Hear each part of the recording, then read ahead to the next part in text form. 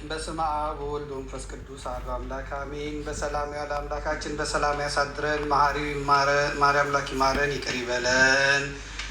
አንድም ሁለትም ሆናችሁ በስሜ ብትሰበሰቡ እኔ በመካከላችሁ ሶስተኛው ይገኛል ያለ አምላካችን በመካከላችን ተገኝቶ ያስተምረን፣ ያንቃን፣ ይገስጸን፣ ይምከረን።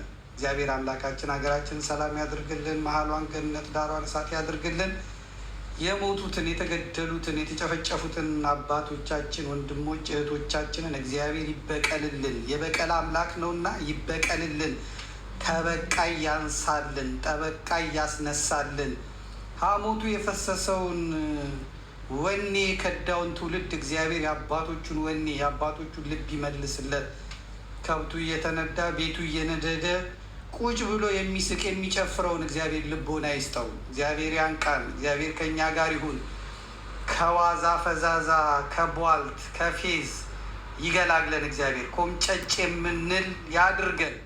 ጉባኤያችንን የተሳካ ያድርግልን። እግዚአብሔር ከእኛ ጋር ይሁን። ኃይሉን ብርታቱን ጽናቱን ይስጠን። ለእኔ የምናገርበትን አንደበትና እውቀት ከጽናት ጋር ለእናንተ ደግሞ የምትሰሙበትን እዝነ ልቦናችሁን ይክፈትላችሁ። ኃይል የእግዚአብሔር ነው። ሰይፍ ድል ደግሞ የጌዲዮን ነው። አባታችን ሆይ ብለን እንጸልይ። አባታችን ሆይ በሰማይ የምትኖር ስምህ ይቀደስ፣ መንግስትህ ትምጣ፣ ፈቃድህ በሰማይ እንደሆነች እንዲሁም በምድር ትሁን። የዕለት እንጀራችንን ስጠን ዛሬ፣ በደላችንን ይቅር በለን እኛ የበደሉንን እንደምን አቤቱ ወደ ፈተና አታግባን ከክፉ ሁሉ አድነን እንጂ መንግስት ያንተ ናትና ኃይል፣ ክብር፣ ምስጋና ለዘላለሙ አሜን። እመቤታችን ቅድስት ድንግል ማርያም ሆይ መልአኩ ቅዱስ ገብርኤል ሰላምታ ሰላም እልሻለሁ። በሐሳብሽ ድንግል ነሽ፣ በሥጋሽም ድንግል ነሽ። የአሸናፊ እግዚአብሔር እናት ሆይ ሰላምታ ላንቺ ይገባሻል። ከሴቶች ሁሉ ተለይተሽ አንቺ የተባረክሽ ነሽ፣ የማኅፀንሽም ፍሬ የተባረከ ነው። ጸጋን የተመላሽ ድንግል ሆይ ደስ ይበልሽ፣ ደስ ይበልሽ፣ ልዑል እግዚአብሔር ከአንቺ ጋር ነውና ከተወደደው ልጅሽ ከጌታችን ከመድኃኒታችን ከኢየሱስ ክርስቶስ ዘንድ ይቅርታና ምሕረትን ለምኝልን ኃጢአታችንን ያስተሰርይልን ዘንድ ለዘላለሙ አሜን አሜን። እግዚአብሔር አምላካችን ከእኛ ጋር ይሁን። እሺ እንግዲህ በቀሪ ጊዜያችን እንነጋገራለን። አንዳንድ መልእክቶችንም እዚህ ላይ ሳይ መልስላችኋለሁ። እንደተለመደው ማሳሰቢያ እነግራለሁ።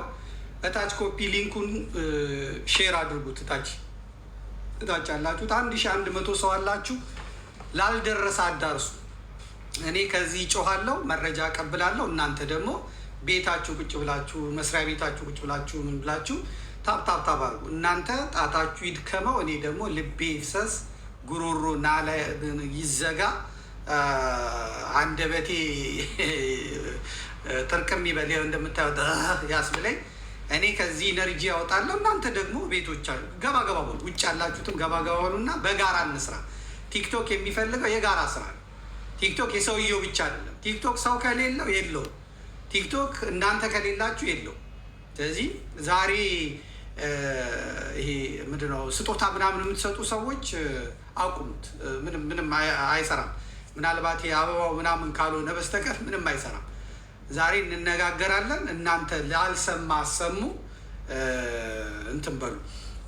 እንግዲህ እንደሚታወቀው እድሜ ዘመኔን ማለት ይቻላል ያለፉትን 8 ዓመታት ያለ ማቋረጥ ያለ መታከት ያለ መሰልቸት አይኔም ሳይጠፋ በመጻፍ በመጮህ በመሰደብ ያቅሜን አድርጌያለሁ። ያቅሜን የቅርቡም የሩቁም እየሰደበኝ እየተፋብኝ እያንጓጠጠኝ ማለት ነው። በተለይ ደግሞ ትንሽ የሚያማው እኔ የሚጮህለት ህዝብ እና የሚጮህለት ሃይማኖት የእኔ ሰዎች የምላቸው እኔ የምጮህባቸውን ሰዎች እኔ ውሻ ነኝ፣ ተናግሬያለሁ። እኔ ውሻ ነኝ። ውሻ ደግሞ ሌባውን አይቶ እንግዳውን አይቶ መጥፎ አመል ያለውን አይቶ ነው የሚጮህበት። እና እኔ ውሻው ባለቤቶች እንድትነቁ እንደ እብዶኝ ራሴን ጥዬ ሌባው ላይ ገዳዩ ላይ ዘራፊው ላይ ስጮህ እናንተ ከምጮህበት ሌባ ጋር ሆናችሁ ያው የውሻ ነገር ውሻ ነው እና እቀበለዋለሁ። ውሻ ስለሆንኩኝ ስትኮረኩሙኝ ነው የከረማችሁት።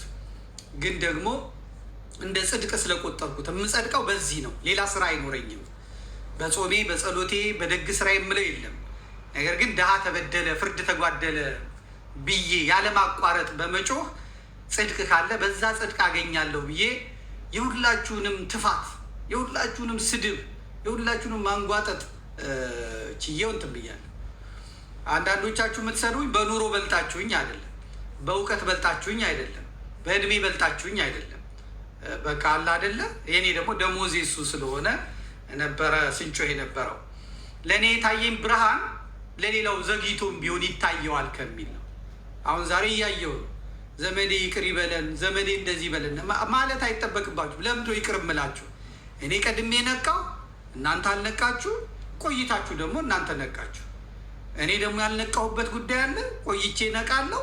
ስነቃ ደግሞ ከእናንተ እኩል ሆናለሁ ማለት ነው። ይቅርታ የሚያስጠይቅ ዘመድኩን የተለየ ችሎታ ኖሮት አይደለም። የአንድ ሀገር ልጆች ነን፣ የአንዲት ቤተክርስቲያን ልጆች ነን። አላማው ከታወቀ ምኑ ከታወቀ ምንም ይቅርታ። ለምሳሌ በዲያቆን ሄኖክ ኃይሌ ጉዳይ የደረሰብኝን መከራ የደረሰብኝን ጩኸት ታውቃላችሁ።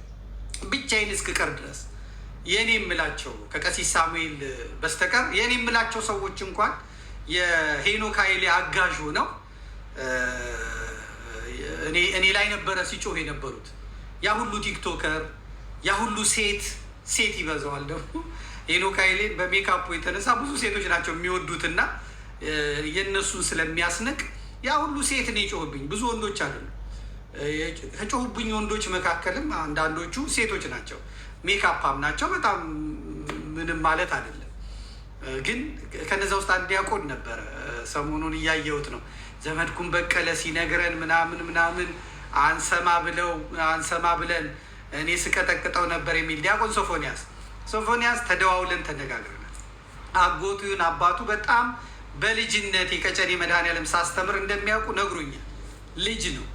ስለዚህ ቤተሰብ ነው። ሄዶ እንዴት ብሎት ከዛ ከኔ ጋር ተነጋግሮ እሺ ዘመዴ አቁም ያለ እኔም የነገርኩት ሌላ ሰው ከሚሰድብህ ጥሩ ትሰራለህ፣ ቲክቶኩ ላይ መንቀሳቀስ ትችላለህ፣ አቅም ይኖርሃል። ነገር ግን እኔን አሁን እኔ የምሰደብበት ሰዓት አይደለሁም። እንቅፋት ነው የምሆንብህ። ዝለለውና እኔን ዝለልና ስራህን ስራ፣ በቃ ስራህን ስራ፣ ወደፊት ሲገለጽልህ ትመጣለህ ነበር ያልኩት። ሶፎንያስ የላክልኝ ደርሶኛል፣ ሰምቼዋለሁ፣ አይቼዋለሁ። ምንም ያኔ እንደነገርኩ ነው፣ ስንደዋወል እንደነገርኩ ነው። ጊዜው ደረሰ። ሌላው ኬኩ የሚባል ልጅ አለ። ኬኩ በጣም አዳምጠዋለሁ፣ በጣም አየዋለሁ። እና እኔ ከገባኋቸው ሰዎች አንዱ እሱ ነው። እኔ ከገባኋቸው ማለት ነው። በፊት ከኔ ጋር ቅሬታ ይኑሮ አይኑሮ አላውቅም፣ ግን በእኔ ጉዳይ የሚሰራቸውን ስራዎች ይልኩልኛል። እና ደግሞ አጫጭር ነገር ይሰራል። እንደኔ አያንዛዛም፣ እንደኔ አይንዘባዘብም። አጭር ቃል ያደርሳል። አንተም የላክልኝ ቪዲዮ ደርሶኛል፣ አይቼዋለሁ። ቀጥል በዛው። እያንዳንዳችን የራሳችን ጸጋ አለን። ታብታብ አድርጉ እያሏችሁ ነው። እያንዳንዳችሁ፣ ሁሉም እዚህ ውስጥ ያላችሁ ሰዎች እያንዳንዳችሁ ጸጋ አላችሁ። እግዚአብሔር ያለ ጸጋ አልፈጠረንም፣ ያለ ስጦታ አልፈጠረንም። ውብ አድርጎን የፈጠረን እያንዳንዱ ችሎታ አለው። ችሎታችንን በቅንነት ከተጠቀምንበት እግዚአብሔር ይሰራብናል። እና ኬኩ የሚባለውም ልጅም የሚያስተላልፈው መልእክት በሄኖክ ኃይሌ ላይ ዓለም ሲነሳብኝ ከጎኔ የቆመው እሱ ልጅ ነበረ፣ ኬኩ የሚባለው ልጅ ማለት ነው። እና ዘመድኩን በቀለ ትክክል ነው እናዳምጠው እያለ ያለውን ነገር ሲል ነበረ። እግዚአብሔር ይመስገን። አሁን አይታችሁታል። ዮኒ ማኛ በጣም ወደዋለሁ። በጣም የዋህ ልጅ ነው። እኔን ሰድቦኝ በሚያገኘው ገንዘብ ቤተሰቡን ቢያስተዳድር ደስተኛ ነኝ። ምንም የለብኝ። ደግሞ በጣም ቅን ልጅ፣ በጣም የዋህ፣ በጣም ተቆርቋሪም ጭምር። የሃይማኖት መቀያየሩ የሚያደርገው ፈን የራሱ ጉዳይ ሆኖ ግን ደግሞ መጠቃትን የማይፈልግ መጀመሪያ የደረሰልኝ ሰው ቢኖር ያሁን ለዓለም ሲንጫጫ ዮኒ ማኛ ነው። ምን አባ ብሎ የዋሃቢ እስላም ዓለምን ሲያንቀጠቅጥ በፌስቡክም ለመጀመሪያ ጊዜ በቪዲዮ ሰው ያየኝ ዮኒ ማኛ ጋር አንድ ሰው ጀርመን መኖሬን እንጂ ዘመድኩን ምን ይመስላል የሚለውን ፎቶዬን ቪዲዮን አይቶ የማያውቀውም ማለት ነው። እና እኔ የተረዳሁትን እኔ የተገለጸልኝ ነገር ለዮኒ ማኛ አይገለጽለትም። እና እየተደረበ ሲሰድበኝ እየተደረበ ሲወቅጠኝ ደስ ነው የሚለኝ። አንደኛ ደሞዜ እሱ ከማንም ምንም አልቀበልም፣ ከማንንም የማታልለው የለኝም። እና አሁን በቀደምም ልካችሁልኛል። ዮኒ ማኛም ዘመዴ ሲናገር እሱ ቀድሞ እኔ ባን ነው እሱ ሲነግረን እኛ አልገባንም እየቀጠቀጥ ነው ምናምን እያለ ቪዲዮ ቀርጾ ነግሮኛል እና አሳይቶኛል። ሰዎች ልከውልኝ አይቻልም። ዮኒ በገባህ ጊዜ እኔን መሆን አትችልም፣ እኔ አንተም መሆን አልችልም። በገባችሁ ጊዜ እውነትን ይዛችሁ የማጥቃት የውሸት የምናምን ሳይሆን ብዙ እውነት ስላለ ሞልቶ የተረፈ እውነት ስላለ እያንዳንዱ ሰው ያንን እውነት ይዞ መሄድ ይገባዋል ማለት ነው። አሁን ደግሞ እኔ እድሜም ከፍ እያለ ነው። 52 ዓመት ቀላል አይደለም። ወደ 53 ዓመት እየሄድኩ ነው። ግማሽ ምዕት ዓመት አልፏል ማለት ነው። በቃ ከዚህ በኋላ የሚጠብቀው ሞት ነው። ከዚህ በኋላ የሚጠብቀው መቃብር ነው። ፊታችን ነው ቤቢ ፌስ የመሰለው። ስመረመር ምንም አይነት በሽታ የለብም ብዬ መድኃኒት ስለማልወስድ ነው እንጂ አርጅተናል። 2 ፂም አብቅለናል። አለቀ። ከዚህ በኋላ መሬቷን የምንፈልጋት ምድሪቱን የምንፈልገው አዲስ ለሚመጣው ትውልድ ተበላሽቶ ተጣሙ ሸቶ ገምቶ አጉንብሶ ወኔ የሌለው ሃይማኖት የሌለው እንዳይሆን ለዚህ ትውልድ ለሚመጣው ትውልድ መታገል እንጂ የእኛን ዘመን እየጨረስ ነው። የእኛ ዘመን አልቋል። በጩኸት አልቋል። በዋይታ አልቋል። በእስር አልቋል። እንደ ሰው ሳንዝናና፣ እንደ ሰው ሳንጨፍር፣ እንደ ሰው ሳንል አንዴ ደብረ ዳሞ፣ አንዴ ዝቋላ፣ አንዴ ዜና ማርቆስ፣ አንዴ ዋልድባ፣ አንዴ ቁልቢ፣ አንዴ ምድረ ከብድ፣ አንዴ እዚህ እና እዛ እያልን ግሸን፣ ላሊበላ፣ አክሱም እያለን እኛ እድሜን ጨርሼዋለሁ። እኔ በቤቱ ስላሳለፍኩ ደስ ነው የሚለኝ። ዘመኔ በቤቱ ስለነበረ ዘመዴ የት ነው ሲባል ጠፋ ከተባለ ወይ ገዳም ነው ወይ ቤተ ክርስቲያን ነው ተብሎ ዘመኔን ጨርሼዋለሁ። የስደት ዘመኔን በደንብ ነው የተጠቀምኩበት። በደንብ ሌሎች መናገር የማይችሉትን አፋቸው አንደበታቸው የተያዘውን እኔ ነፃ መሬት ላይ እግዚአብሔር አስቀምጦ ለብዙዎች ድምፅ እንደሆነ አድርጎኛል። በሀገሬ ቢሆን ማድረግ የማልችለውን በሀገሬ ቢሆን ምናልባትም ደግሞ ከካሃዲዎች አንዱ ሊሆን ይችላል። ከዳንኤል ክብረት የባሰ ካሃዲ ሊሆን ይችላል። ከአብይ አህመድ የባሰ ካሃዲ ሊሆን ይችላል። የኔ ጀግንነት የኔ ወንድ ነው ዘመዴ ምናምን የሚባለው ያለውበት ቦታ ያለውበት ሰዎችም እንደኔ ይሁኑ አለ እንደኔ ይሁኑ አለ። እኔ ሀገሬ ሞኜ ያፈርኩት ነገር የለም። ሀገሬ እያለሁ ወያኔ እያልኩ ነበር የምጽፈው። ከወጣሁ በኋላ ሲሰደድ ነው እንደ ወያኔ የሚለው ብሎ ወያኔነት ስድብ ይመስላል ብዬ ህወሀት ብዬ ነበር የምጽፈው፣ ኢህአዴግ ብዬ ነበር የምጽፈው። ሀገሬ ግን እያለሁ የወያኔ ስራ እያልኩ ነበር የምጽፈው። ፌስቡኬን የምታውቁ ሰዎች ካላችሁ ማለት ነው። እና ለመጪው ትውልድ እያሰብን እንስራ እና ደግሞ ለወጣቱ ትውልድም ደግሞ የምነግረው ከኔ የምትማሩት ነገር ካለ ንከሱ። መጀመሪያ 10 ለኩ 1 ቁረጡ። 10 ለኩ 1 ቁረጡ።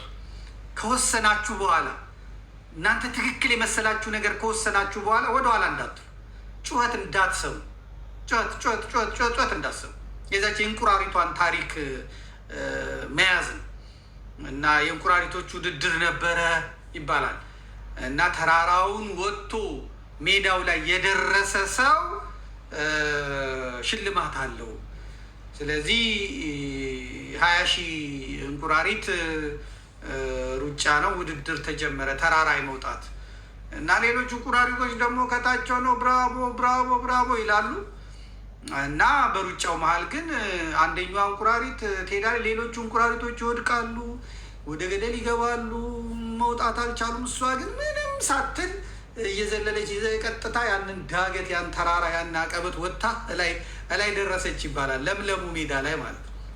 እነ ቢቢሲ እነ ሲኤንኤን እንቁራሪቶች መጡ፣ እነ አልጀዚራ እንቁራሪቶች መጡ። ብስማ ያው ህዝብ ወድቆ ቀርቷል። አንድ ሰው ተራራው ሊወጣ የለም። እቺ እንቁራሪት ግን ወጣለች። ምን ብትሆን ነው ብለው ጠየቋት ማለት ነው። እና እንትን አትልም። ከዛ እንዴት የሁላ ሰው እየወደቀ እንዴት የሁላ ሰው ወደኋላ እየቀረ እንዴት አንቺ ወደፊት እንደዚህ ተስፈንጥረሽ መጣሽ ተብላ ትጠየቃለች እንቁራሪቷ ማለት ነው። እና እኔ የሁላ ሰው ሲጮህ አልሰማሽም? አልሰማው። የሁላ ሰው ገደል ሲገባ አልሰማውም። የማሸነፏ ሚስጥር ምንድን ነው ማለት ነው? ደንቆሮ ናት፣ አትሰማም ነበር። አለቀ።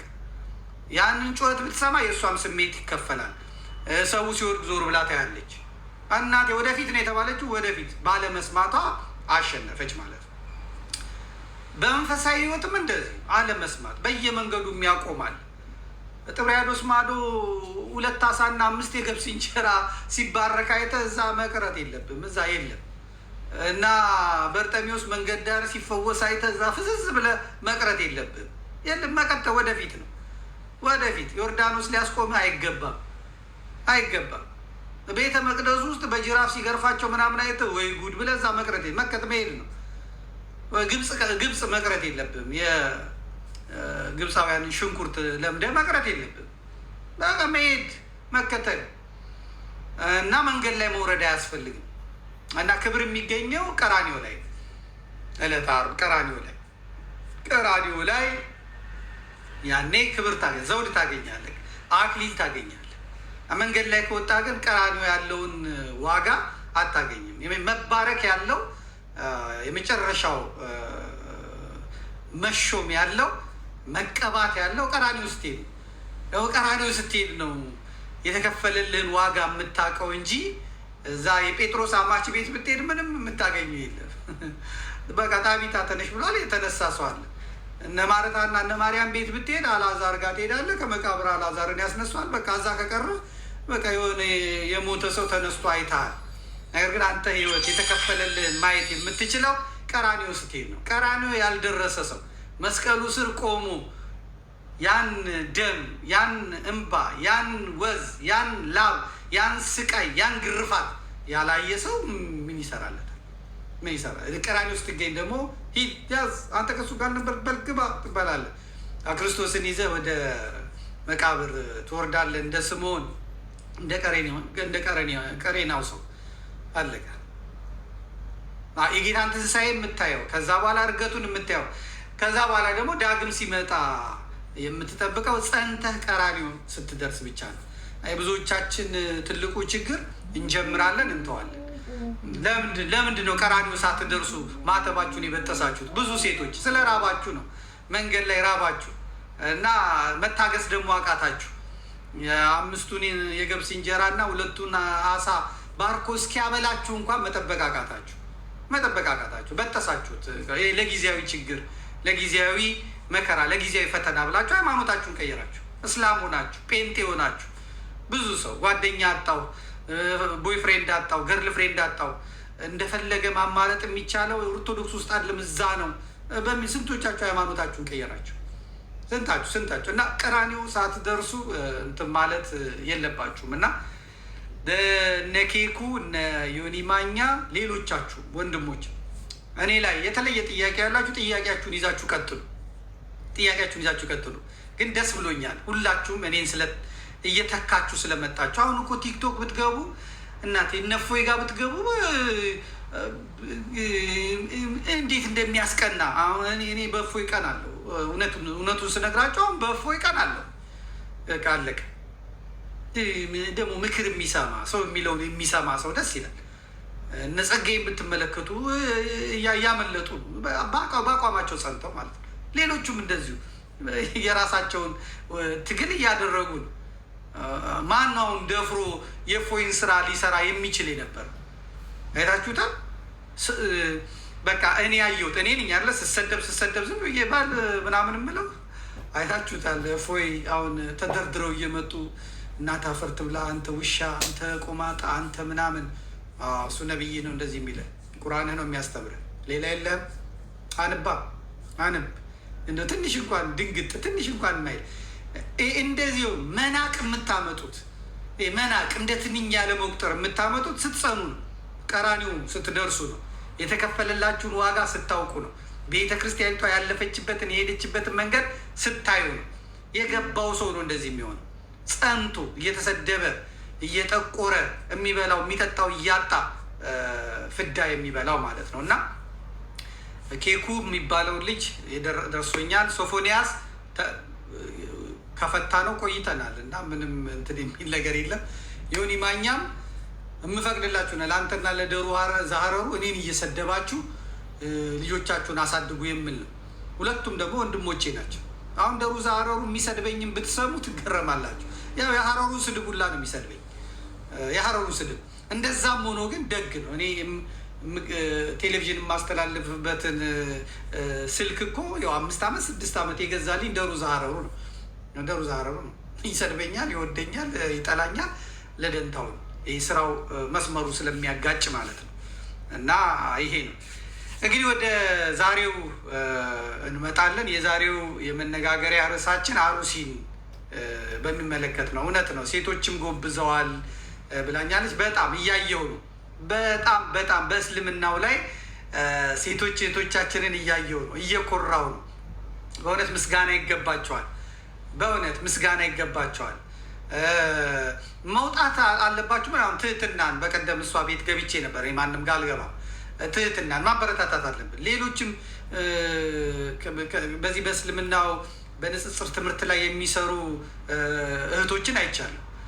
በእውነት ተቅማጥ በተቅማጥ የሚያመጡ ማለት ነው፣ አፋቸውን የሚያስይዙ ማለት ነው። ይሄ ጸጋ፣ ይሄ ዝም ብሎ የሚመጣ አይደለም። እና ውጡ ውጡ ውጡ ውጡ። ደግሞ በመጨረሻው ዘመን ስለሆነ የአባቶችን መንፈስ ልብ አውጥቶ በወጣቶች ልብ ላይ ነው የሚከተው። እና ዘመኑ የወጣቶች ነው። ዘመኑ የአዲሱ ዘመን የአዲሱ ትውልድ ዘመን ነው። እኛ ማንጠቅሙ ባሪያዎች አሁን መጽዳት ነው ያለብን፣ መወገድ ነው ያለብን። እኛ የቤተ ክርስቲያን የቋንጃ እከኮች ነን። አንጠቅምም፣ አናሻግርም። በጣም ሆዳሞች ነን። በጣም ራስ ወዳድ ነን። ስግብግቦች ነን። ብልጣብልጦች ነን። በተለይ በዚህ ዘመን ያሉ የቤተ ክርስቲያን መሪዎች በየትኛውም ዘመን ያልታዩ፣ በየትኛውም ዘመን ኢትዮጵያ በዚህ ዘመን የቤተ ክርስቲያን መሪዎች እንደገጠሟት አይነት ፈተና ገጥሟት አይታወቅም። ከየት እንደመጣን፣ ከየት እንደተሰበሰብን፣ ከየት እንደተሰገሰግን መድኃኔዓለም ይወቀው። የአምልኮት መልክ ያላቸው ኃይሉን የካዱ ሆዳቸው አምላካቸው፣ ነውራቸው በክብራቸው፣ ሀሳባቸው ምድራዊ የሆኑ ቁሳውያን እኔ ገጥሞኛ አያውቅም። ስለ እውነት ገጥሞኛ በታሪክም አንብቤ አላውቅም። እናንተም ያነበባቸው አይመስለኝም። ያም ሆነ ግን የሃይማኖት መሪዎቹ ቀደሙ አልቀደሙ ህዝቡ ይቀድማል። ድሮም ቤተክርስቲያንን ቀጥ አድርጎ የያዘው ምዕመናኑ ነው፣ ህዝቡ ነው። ንጉሥ ቢመረጥ ከህዝብ መሀል ነው። ካህን ቢወጣ ከህዝብ መሀል ነው። ከሰማይ አልወረዱ። አሁን የምናያቸው ካህናት፣ ጳጳሳት የአንድ ትውልድ ውጤቶች ናቸው። የአንድ ዘመን ውጤቶች ናቸው። ወይ የኃይለሥላሴ ዘመን መጨረሻ፣ የደርግ መጀመሪያ፣ ወይም ደግሞ የዘመነ ኢህአዴግ መጀመሪያ ነው። ስለዚህ ኢትዮጵያ በተሰበረችበት ጊዜ የተገኙ ሰባሮች ናቸው። ስንኩላን የሆነ ነገር የጎደላቸው፣ የሆነ ክትባት ያመለጣቸው የሃይማኖት መልክ ያላቸው ስለሚበዙ ነው። እና ዘመን ሲስተካከል የእግዚአብሔር ቀን ሲመጣ ደግሞ ይህም ይስተካከላል። እኔ ግን ለወጣቱ የምነግረው ንከስ፣ ከዛ በኋላ አድማ ሂድ። ይሄንን ነው የምናየው። በአሩሲ ጉዳይ ሰሞኑን ከወትሮ ደስ የሚለኝን ነገር ተናግሬ ልጀምር። አሩሲ መታረድ ከተጀመረ 8 ዓመቱ ነው። በጅምላ በችርቻሮ በችርቻሮ እያሉ አሩሲን ማጽዳት ከጀመሩ አሁን አይደለም። ወያኔ ከመጣች እነ መለስ ዜናዊም ከመጡ ጊዜ ጀምሮ በአርባ ጉጉ፣ በአሩሲ፣ በአርቦዬ በምናምን አፈር ከድሜ ሲያበሉት የነበረው ነው። ይሄ ኦርቶዶክሳዊ መቼም አላልቅ እያለ ደግሞ እየፈላ እነሱን መግደል እየሰለቻቸው ጠያቄ የላቸው። ኦርቶዶክስን መግደል፣ አማራን መግደል። ኦርቶዶክስ ሲባል ትግሬውን አሁን ትግሬ እንኳን ያኔም አሁንም አይገደልም። ትግሬ የሚገደለው እዛው ክልሉ ላይ በነበረው ጦርነት ነው። ነገር ግን ኦሮሞውና አማራው ኦርቶዶክስ ከሆነ ይገደላል። እዛ ውስጥ የተገኘ ጉራጌም ወላይታም ካለ ይገደላል። ኦሮሚያ ውስጥ ማለት ነው። አሁን እኔ ስናገር በጣም ሰዎች እንደዚህ ትላላችሁ ባይናገረው ምናምን። እውነቱን ነው መናገር። እውነቱን ተናግሮ የመሸበት ማደር ነው የሚባለው። እውነቱን ተናግሮ እኔ ሰላማዊ እንቅልፍ የምተኛው እውነት ስለምናገር ነው ማለት ነው። የወያኔ መንግስት ለትግሬዎች ጥበቃ ለማድረግ ሲል የራሱን ዘር ሴፍቲ በጣም ለማሳመር ሲል በኢትዮጵያ ግዛት ውስጥ ቁጥር 1 ዜጋ አድርጓቸው ትግሬዎችን አማራን ግን የጦስ ዶሮ አድርጎ በኢትዮጵያ ውስጥ የሚነሱ የትኛውም የፖለቲካ ድርጅቶች፣ የፖለቲካ ፓርቲዎች፣ ካድሬዎች አፋቸውን የሚፈቱት ልጋጋቸውን የሚከፍቱት ኦርቶዶክስን ከሃይማኖት አማራን ደግሞ ከነገድ በማዋረድ በመስደብ ነው። ስም ያወጣላቸው ራሱ ወያኔ ህወሓት ነው። ወያኔ ህወሓት ናት ስም ያወጣችላቸው። የሚሰድቡበትን ስም ሐውልት አቁማ ይሄ ጡታችሁን የቆረጠው አማራ ነው ነፍጠኛው ነው ብላ በመሶቦ ሲሚንቶ ፋብሪካ የቆረጠው ወያኔ ነው። የትግራይ ነፃ አውጪ ድርጅት ማለት ነው። በጣም መርዘኛ ነው። በጣም እሾህ ነው። ክልሎችን ፕሬዝዳንቶቹን ደቡብ ለምሳሌ አባተ ኪሾን ያደርግና ከስሩ ሌላ፣ ኦሮሚያ ከላይ አባዱላን ያደርግና ከስር ሰለሞን ጢሞን፣ አማራ ክልል ነገደ ጎበዜን ማለት ሲሄድ ያስቀምጥና ጎበዜ ምናምን ባለው ያደርግና ከስር ደግሞ በረከት ስምኦን ኤርትራዊ እያመጣ ማለት ነው። በእያንዳንዱ ክልል የክልሉን ስም የያዘ አንድ ሰው ያስቀምጥና ከስር ደግሞ ታኮ ትግሬ እየከተተ ወይ የአድዋ ሰው እየከተተ ነበረ አማራ የሚባለውን ነገድ ኦርቶዶክስን አፈር ከድሜ ያስበላው ማለት ነው። አሩሲ የደም ምድር ናት። አሩሲ፣ ባሌ፣ ሀረር፣ ጅማ፣ ወለጋ ወደፊት ማት የሚወርድባቸው ነቀርሳ በነቀርሳ ካንሰር በካንሰር የሚሆን ቢሰደዱ የትም ቢሄዱ